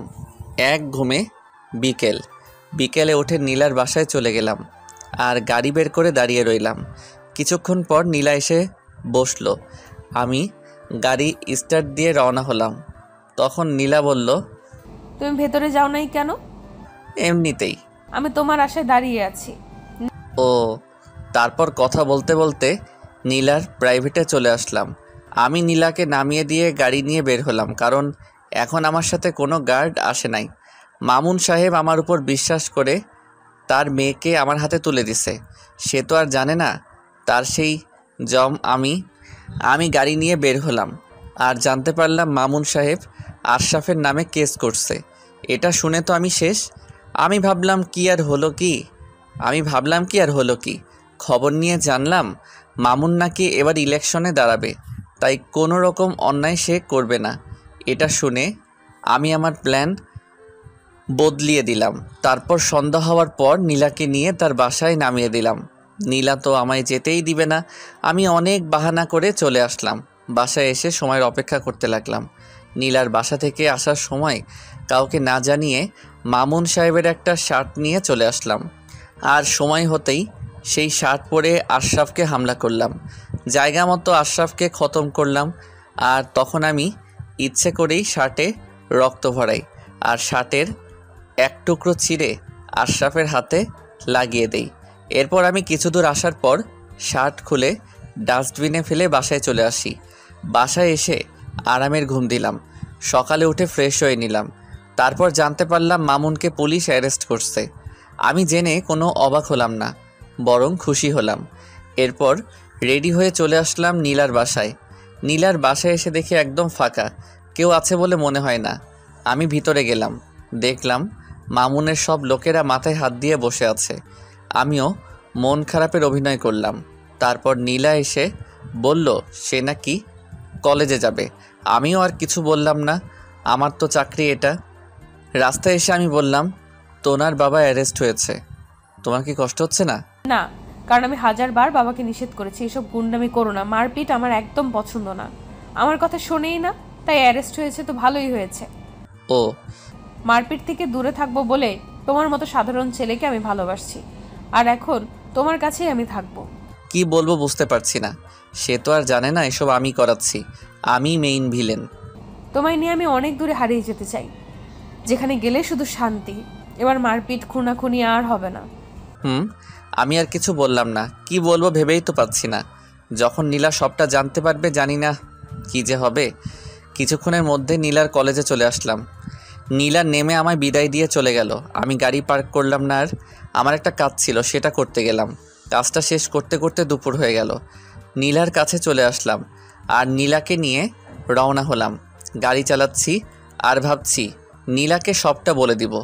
কিছু দূর যাওয়ার পর একটা ফাঁকা জায়গা দেখে গাড়ি দাঁড় করালাম আর আমি নেমে নীলাকে নামিয়ে দিলাম। এখানে কেন? নীলা, আজ তোমায় আমি কিছু কথা বলতে চাই। হ্যাঁ বলো। যেটা শোনার পর হয়তো তোমার মনে আমার জন্য কোনো ভালোবাসা নাও থাকতে পারে। কি বলছো এসব? কি এমন কথা? হ্যাঁ, আমি কথাটা বলতে যাব ঠিক এমন সময় ওখানে চারদিকে অনেকগুলো গাড়ি আসলো। নীলা আমার হাত শক্ত করে ধরলো। গাড়ি থেকে নেমে আসলো মামুন চৌধুরী। আমি তো অবাক, এ কেমনে এখানে? মামুন চৌধুরী মুচকি আসছে। বাহ বাহ, খুব সুন্দর খেলছিস। বাবা তুমি এখানে? মা চলে আয়। না বাবা, আমি নিলয়কে ভালোবাসি। আরে এসব ভালোবাসা কিচ্ছু না, সব অভিনয়। ও তোকে শুধু ব্যবহার করেছে আর কিচ্ছু না। ও ভালো করেই জানতো আমার কাছে পৌঁছানো খুব টাফ ব্যাপার, তাই তোকে ওর প্রেমের জালে ফেলে আমার কাছে পৌঁছেছে। নিলয়, বাবা এসব কি বলছে? তুমি কিছু বলছো না কেন? আরে কি বলবে, এটাই সত্যি, চলে আয় না মা। নিলয় কিছু বলো। তোমার বাবা যা বলছে তা সব সত্যি, কিন্তু ব্যাস থামো, আর বলতে হবে না। নীলার চোখে পানি টলটল করছে। আমার হাত ছেড়ে দিল। আমার দিকে করুণ দৃষ্টিতে তাকিয়ে আছে। কি করব বুঝতে পারছি না। অনেক খেলেছিস, এবার তোর শেষ খেলা, আমার খেলা শুরু। চল বলে দে তুই কে। খেলা এত সহজে তো শেষ হবে না। খেলার আসল সিন তো বাকি আছে। হা হা হা হা, চারিদিকে আমার লোক, এক ধাপ লড়লেই তুই সোজাও পড়ে। সিংহ একাই শিকার করে, তাতে যতটাই শিকারই হোক না কেন। ধরা পড়ার পর সবাই এমন করে, কি ভেবেছিলি আমার বন্ধুদের মারলেই আমি ভয় পেয়ে যাব? ভয় তো তুই আগে থেকেই পেয়ে আছিস, এখন আর একটু ভয় দেখাই। নে এবার ফোনটা বের করে তোর অফিসে কল দে। কি বলছিস? আরে দে না। মামুন অফিসে ফোন দিল আর জানতে পারলো তার অফিসে নাকি পুলিশ ঢুকেছে আর সব কাজ বন্ধ করে দিয়েছে। একে একে তার সব কোম্পানিতে ফোন দেওয়ার পর সে জানতে পারলো সব কোম্পানি নাকি বন্ধ, পুলিশে সিল মেরে গেছে। মামুন রাগে মোবাইল ফুঁকে মারল। এই তো রেখে ধর। মামুনের লোকেরা আমায় ধরতে আসার আগেই আমি নীলার হাত ধরে টেনে সামনে এনে তার গলায় ছুরি ধরলাম। এটা দেখে নীলা তো সেই অবাক, তার চোখ থেকে ঠপাস করে পানি পড়ে গেল। বুঝলাম নীলার কষ্টে বুকটা ফেটে যাচ্ছে। এই এই নীলার কিছু করিস। মিস্টার মামুন চৌধুরী, খেলা তোর শেষ, অনেক পাপ করছিস, এবার তার শাস্তি ভোগ কর। আমার মেয়েকে ছেড়ে দে। তোর মেয়েই তো আমার একমাত্র অস্ত্র। তুই কে আর কি চাস? শাকিল খান। কি? হ্যাঁ, যে খানের কথা তোর মনে ঝড় তুলছে সেই ফরহাদ খানের ছেলে আমি, শাকিল খান। এটা কিভাবে সম্ভব? রাখে আল্লাহ মারেকে, আর এবার তোকে আমি মারবো, দেখি রাখে কে। চলি। এ কথা বলে নীলার গলায় ওভাবে চাকু ধরে ওকে নিয়ে গাড়িতে উঠলাম। এক হাতে নীলার কাছে চাকু ধরে অন্য হাতে গাড়ি চালাতে লাগলাম। কিছু দূর আসার পর চাকু সরিয়ে নিলাম। নীলা কোনো কথা বলছে না, জানালা দিয়ে মুখটা বের করে দিয়েছে, মনে হয় কান্না করতেছে।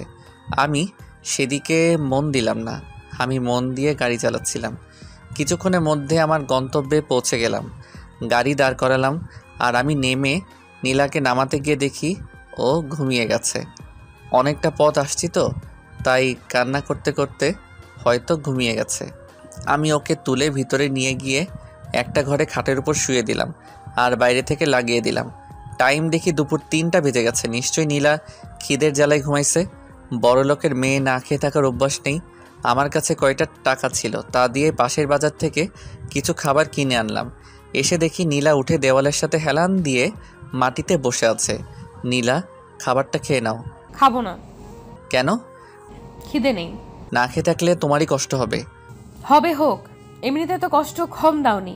আমার সাথে বেইমানি করেছো, আমার নিষ্পাপ ভালোবাসা নিয়ে খেলা করেছো, বুকটা ভেঙে চুরমার করেছো। নীলার কথার জবাব আমার কাছে ছিল না, তাই আমি চলে যাচ্ছিলাম। তখন নীলা বলল, কেন এমন করলে? কি দোষ করেছিলাম আমি? দোষ তুমি নয়, তোমার বাবা করেছে। তাহলে আমার মন নিয়ে কেন খেলা করলে? কেন ভালোবাসতে শেখালে? আমি তোমার মন নিয়ে খেলতে চাইনি, আমি শুধু তোমার বাবার কাছে প্রতিশোধ নিতে চাইছিলাম। কিসের প্রতিশোধ? বেইমানির প্রতিশোধ। মানে জানতে হলে অনেক বড় কাহিনী জানতে হবে। বলো। তাহলে শোনো। আজ থেকে কয়েক বছর আগে এখান থেকে অনেক দূরে একটা বিশাল গ্রাম ছিল। সেই গ্রামে থাকতো একখান পরিবার। সেখানকার কর্তা ছিল ফরহাদ খান। ফরহাদ খানের একমাত্র ছেলে ছিলাম আমি। আমাদের পরিবার অনেক বড় ছিল।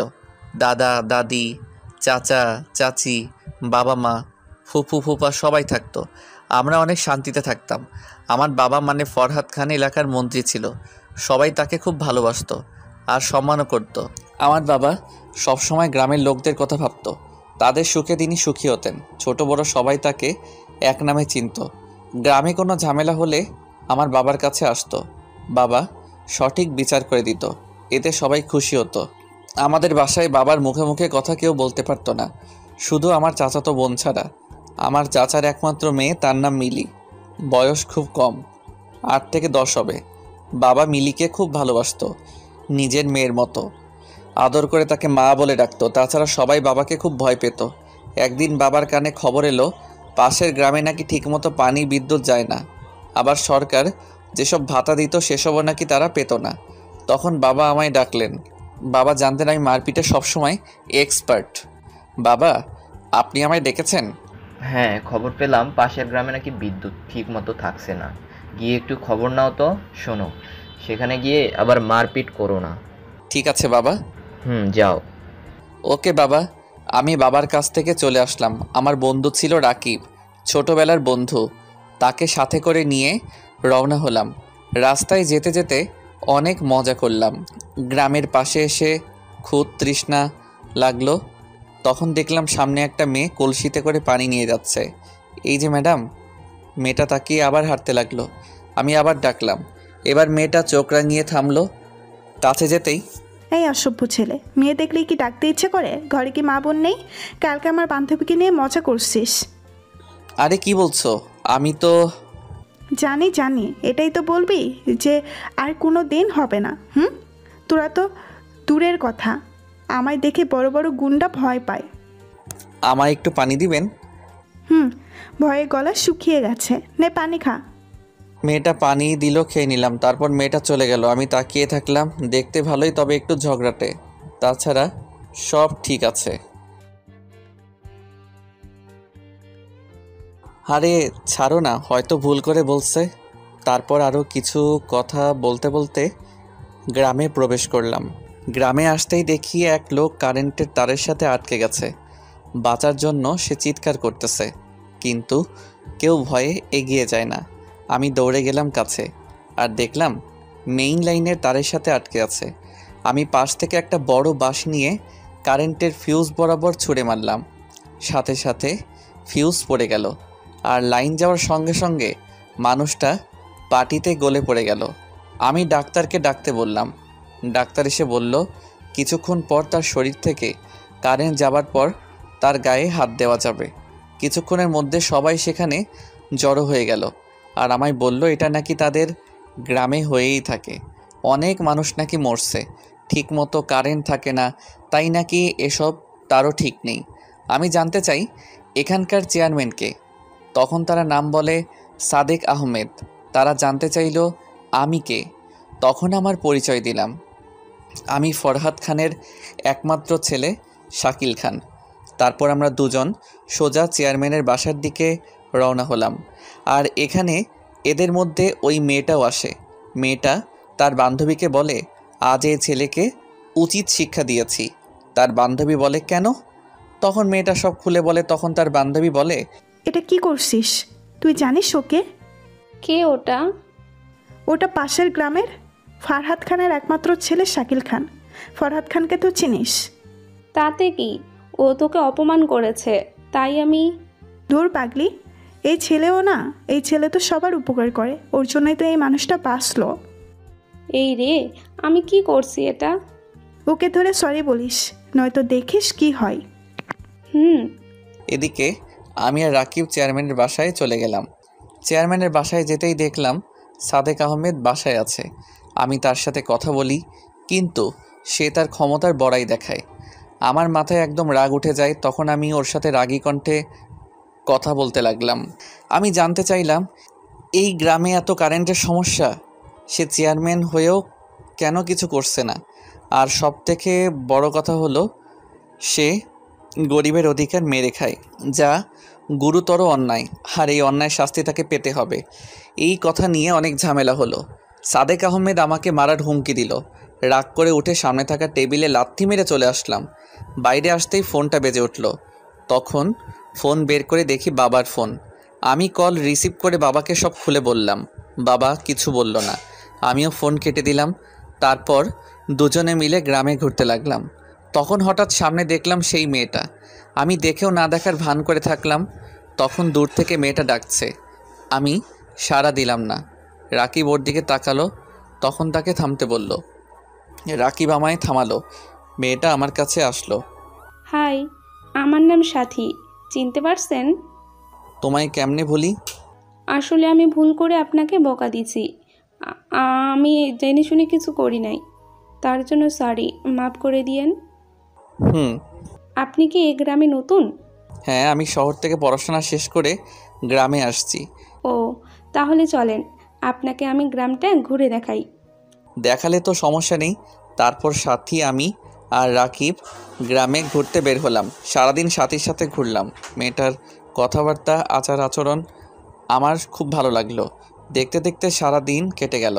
আজকের দিনটা আমার খুব সুন্দর কাটলো। রাতের বেলা ঘুমাতে গিয়ে আর ঘুমাতে পারি না, শুধু মেয়েটার কথা মনে হচ্ছে। কত সুন্দর মেয়েটা, সে যদি আমার মনের মানুষ হয় তাহলে কতই না সুন্দর হয়। খাট থেকে উঠে বাইরে আসলাম। বাইরে এসে দেখি আম্মু, চাচি আর দাদি বাইরে বসে আছে। আমায় দেখে দাদি জিজ্ঞেস করলো কি হয়েছে। আমি কিছু না বলে দাদির কোলে মাথা দিয়ে শুয়ে পড়লাম। পরের দিন আবার সেই গ্রামে চলে গেলাম আর সাথীর সাথে দেখা করলাম, কথা বললাম। আস্তে আস্তে আমাদের সম্পর্ক মজবুত হতে লাগলো। একদিন হঠাৎ করে সব উলটপালট হয়ে গেল। আমি সেই দিন সকালে উঠে সাথীর কাছে যাচ্ছিলাম। তখন রাস্তায় সাদেক আহমেদের লোকেরা আমায় আক্রমণ করে। আমি তাদের সাথে মারামারি করছিলাম। ঠিক এমন সময় সাদেক আহমেদ পিছন থেকে এসে আমার মাথায় জোরে আঘাত করে। আমি মাথা ধরে মাটিতে পড়ে গেলাম। এদিকে আমার এমন ঘটনা গ্রামের এক লোক দেখতে পেয়ে আমার বাবার কাছে ফোন করে। খবর পেয়ে আমার বাবা লোকজন নিয়ে চলে আসে, আর বাবা আসার আগেই আমি অজ্ঞান হয়ে যাই। জ্ঞান ফেরার পর দেখি আমি হাসপাতালে আছি। দুদিন পর আমায় বাসায় নিয়ে আসে। এরই মধ্যে বাবা চারদিকে লোক ছড়িয়ে দিয়ে সাদেক আহমেদকে খুঁজে বের করে নিয়ে আসে, আর গ্রামের সবার সামনে তাকে শাস্তি দেয়। সাদেক আহমেদ এমন শাস্তি পেয়ে খুব রেগে যায়, আর তার মাঝে প্রতিশোধের আগুন জ্বলে ওঠে, যেটা আমরা কেউ জানতাম না। আমরা ভাবি হয়তো সে ভালো হয়ে যাবে, তাই আবার আগের মতো সবাই হাসি খুশি হয়ে চলতে লাগে। আমার মাথায় আঘাত লাগার কারণে কিছুদিন রেস্টে থাকতে বলে। সাথী আমায় না দেখে আর থাকতে পারছিল না, তাই সে আমার বাসায় চলে আসে চাকরের কথা বলে। কিন্তু রাকিব চিনে ফেলে। সাথী সোজা আমার কাছে আসে। তখন আমি ঘুমিয়েছিলাম। কপালে কিছু একটা স্পর্শ পেয়ে ঘুম ছুটে গেল। তাকিয়ে দেখি সাথী দাঁড়িয়ে আছে, সঙ্গে সঙ্গে আমার মুখ ধরে নিল। সব কিছু বুঝে ওঠার পর আমার মুখ ছাড়লো। সাথী, তুমি? তোমার কথা শোনার পর থেকে আমি আর থাকতে পারছিলাম না। আব্বু আম্মু আসতে দেয় নাই, তাই আমি খাওয়া ছেড়ে দেই। কি করে খেতাম বলো? তুমি কেমন আছো, খাচ্ছ কি না? আরে পাগলি, আমার কিচ্ছু হয় নাই।